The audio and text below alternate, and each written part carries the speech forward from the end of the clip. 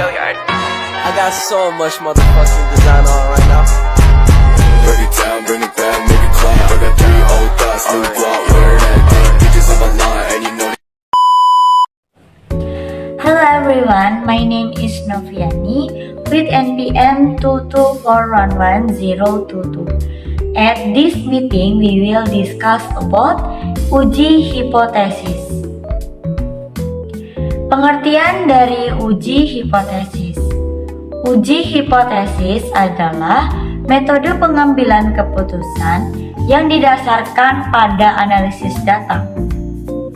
Dalam statis, sebuah hasil dapat dikatakan signifikan secara statistik jika kejadian tersebut hampir tidak mungkin disebabkan oleh faktor yang kebetulan, sesuai dengan batas probabilitas yang sudah ditentukan sebelumnya. Uji hipotesis kadang disebut juga dengan konfirmasi analisa data. Keputusan dari uji hipotesis hampir selalu dibuat berdasarkan pengujian hipotesis nol. Hal ini merupakan pengujian untuk menjawab pertanyaan yang mengasumsikan hipotesis nol adalah benar. Apa itu hipotesis? Hipotesis merupakan jawaban sementara yang hendak diuji kebenarannya.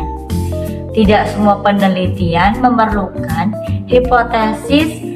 Penelitian yang bersifat eksploratif dan deskriptif tidak memerlukan hipotesis. Manfaat dari hipotesis sendiri yaitu yang pertama untuk menjelaskan masalah penelitian. Yang kedua adalah menjelaskan variabel-variabel yang akan diuji. Dan yang ketiga, pedoman untuk memilih metode analisa data. Dan yang keempat, dasar untuk membuat kesimpulan penelitian.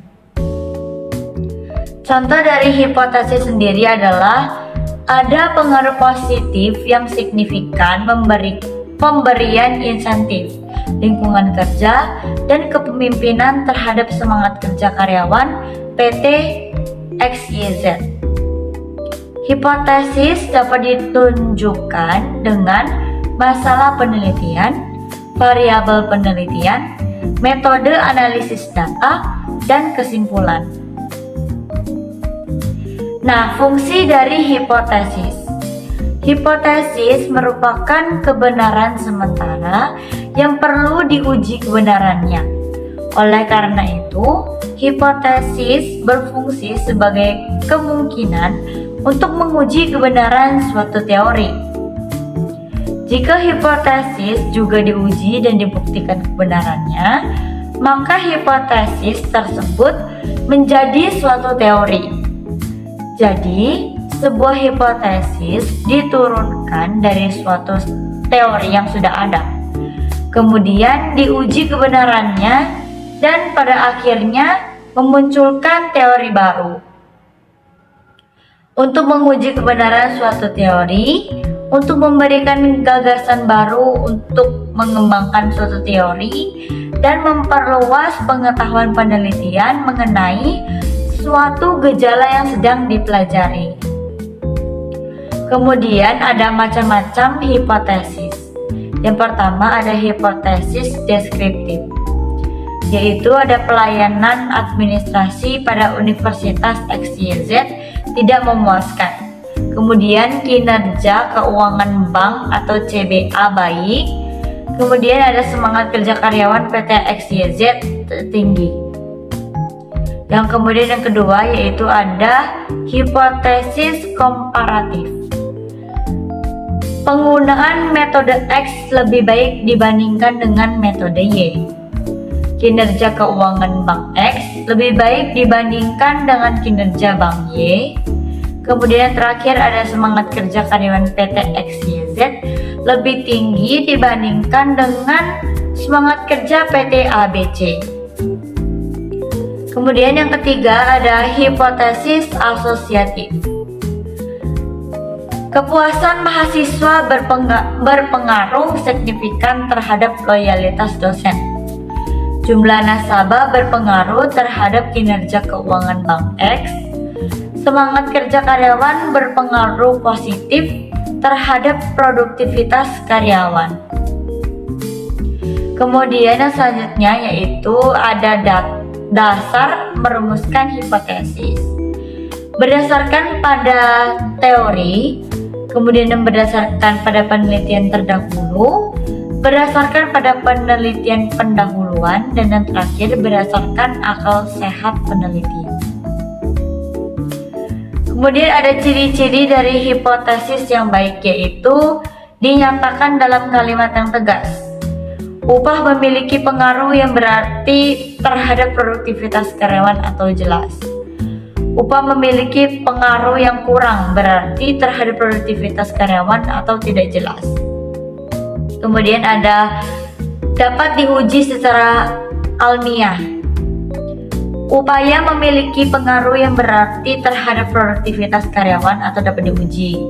Batu yang sebelum terlihat oleh mata manusia dapat berkembang biak atau pada hipotesis ini tidak dapat dibuktikan karena tidak dapat mengumpulkan data tentang batu yang belum terlihat manusia. Kemudian ada dasar dalam merumuskan hipotesis yang kuat. Harga barang berpengaruh negatif terhadap permintaan atau memiliki dasar kuat, yaitu teori permintaan dan penawaran. Kemudian ada uang saku atau memiliki pengaruh yang signifikan terhadap jam belajar mahasiswa, tidak memiliki dasar yang kuat. Rumus dari hipotesis. Rumus hipotesis terdiri dari H0 dan HA. H0 sama dengan hipotesis observasi dan HA adalah hipotesis alternatif. Hubungan hipotesis pada HO dan HA dibuat menggunakan simbol matematis sesuai dengan hipotesis.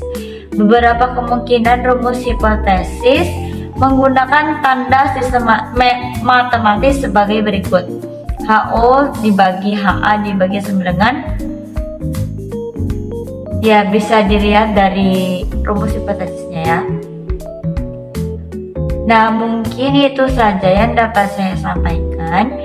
Jika ada kurang kata, saya mohon maaf dan mohon bimbingannya. Okay.